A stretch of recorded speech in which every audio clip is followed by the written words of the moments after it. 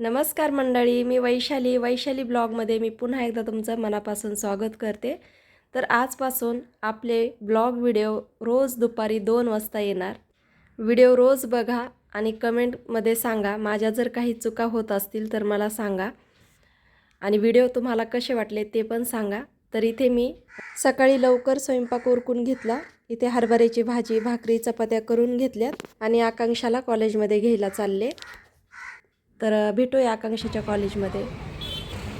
तर इथे आकांक्षाचं कॉलेज सुटलं आहे आणि तिला मी घ्यायला आले होते. तर आता आम्ही रिक्षानेच जातो आहे. मी घ्यायला येण्याचं कारण म्हणजे आकांक्षाची तब्येत ठीक नव्हती.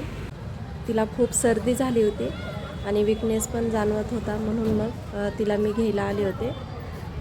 तर आता घरी चाललो आहे, रिक्षामध्ये बसलो आहे. आता भेटूया घरी गेल्यावर. तर आता घरी आलो आहे. आकांक्षा फ्रेश होती, तोपर्यंत तिला साबुदाणा खिचडी खायची होती. तर आता मी तिच्यासाठी साबुदाणा खिचडी बनवते. सर्दी झाली तर तिला दुसरं काहीच खावं वाटेना आणि त्यातली त्यात साबुदाणा खिचडी खूप आवडती. मग म्हटलं चला थोडं कमी तिखटवाली गरम गरम करून देते. त्यासाठी ना शेंगदाणे भाजून तिला साबुदाणा खिचडी बनवून देते. तर ना साबुदाणा खिचडी करून झाल्यानंतर तिला खायला देते आणि त्यानंतर ना केसांना लावायला तेल बनवते. दिवसभर कामं चालूच राहतात. मेथी निवडली आणि आता केसांना तेल बनवायचं आहे. त्यासाठी मी साहित्य जमा केलं आहे आणि आता आवळा कँडी पण करते एकीकडे. तर या पातेल्यामध्ये पाणी ठेवून आवळा कँडी बनवते. आवळा कँडी बनवण्यासाठी मी इथे आवळे ठेवलेत, ते वाफूस तर दुसरीकडे तेल करून घेते. आता 15 मिनिट झालेत आणि बघूया आवळे वाफवलेत का. तर आवळे इथे वाफवलेत. आता याला मी काढून खाली थंड होण्यासाठी ठेवते. तर दुसऱ्या गॅसवरती ठेवते तोपर्यंत थंड होईला आणि तोपर्यंत इकडे कढई गरम करत ठेवायची. त्यामध्ये आपल्याला तेल आणि हे घेतलेलं सर्व साहित्य घालायचे. तर मंडळी, तुम्हाला मसाले ऑर्डर करायचे असतील तर स्क्रीनवरती नंबर दिला आहे, त्यावरती कॉल किंवा व्हॉट्सअप करा आणि तुमच्या आवडीनुसार मसाले ऑर्डर करा. तर मंडळी, तुम्हाला जर माझे व्हिडिओ आवडत असतील तर लाईक, शेअर आणि चॅनलला नवीन असाल तर सबस्क्राईब करा. तर तेल घातले आणि तेलामध्ये हे सर्व साहित्य आता आपल्याला शिजत ठेवायचे. पुढे गेल्यानंतर मी दाखवते तुम्हाला. तर पहा, शिजत आलंय. तर आता आवळा कँडी थंड झाली. आता त्याच्या आपल्याला अशा पाकळ्या करून घ्यायच्यात. त्यानंतर वरतून वाळलेले कपडे आणलेत, आता त्याच्या मी घड्या करते. आता आपण आवळा कँडी कशी करणार आहोत, बिना पाकाची आवळा कँडी करणार आहोत, पाक न करता. तर ती कशी करायची हे मी तुम्हाला पुढे गेल्यानंतर दाखवते.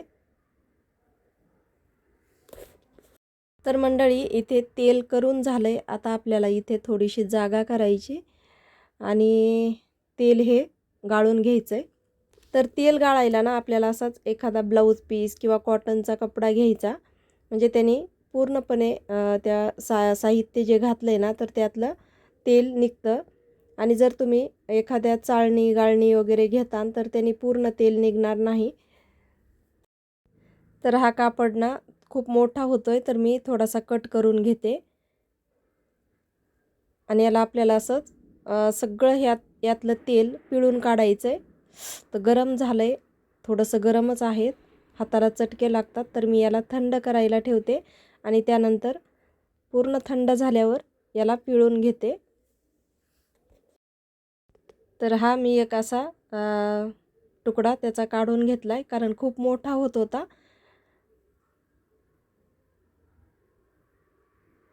आणि आता हे जुनं तेल आहे आधी केलेलं, तर ते मी काढून ठेवते आणि त्याच बरणीमध्ये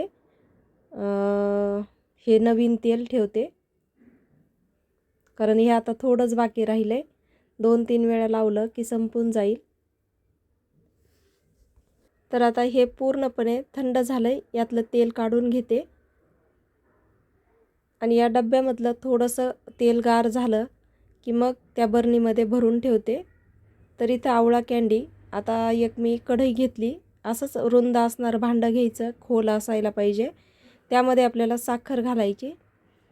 तर माझे 1300 ग्रॅम आवळे होते, त्यासाठी मी 1 किलो साखर घेतली. आता थोडीशी बुडाला साखर घालायची, त्यावरती वाफवलेले आवळे घालायचे आणि त्यावरती परत आपल्याला साखर घालायची आणि नंतर परत आवळे घालून असंच आपल्याला रात्रभर ठेवायचे आणि उद्या सकाळी हलवायचे. हे कमीत कमी 3 ते 4 दिवस असंच ठेवायचं, पण त्याला आपल्याला रोज सकाळी उठल्यानंतर हलवायचे. उन्हाला वगैरे ठेवायची गरज नाही, सावलीला पण छान आवळा कँडी होती. तर आता हे मी तुम्हाला चौथ्या दिवशी दाखवीन.